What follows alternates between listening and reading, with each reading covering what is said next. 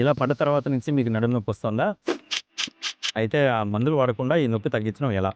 Point 1, నేను job నుంచి ఒక 2 రోజులు సెలవు తీసుకోవాల్సిన అవసరం ఉంటుంది. రెస్ట్ అనేది చాలా ఇంపార్టెంట్. ఒక 2 రోజులు మీ జాబ్ మానేస్తే పెద్ద కంపెనీ ఏమి మూతపడిపోదు. పాయింట్ 2, అండ్ హీట్ థెరపీస్ అనేవి అప్లై చేయాల్సిన అవసరం ఉంటుంది. ఒకప్పుడు మన వేడినీళ్ళు కాపడం అనేది అప్లై చేసేవాళ్ళు, కానీ ఇప్పుడు మటుకు డైరెక్ట్ ఎలక్ట్రికల్ హీట్ బ్యాగ్స్ అని వస్తున్నాయి, అవి అప్లై చేసినా సరిపోతూ ఉంటుంది.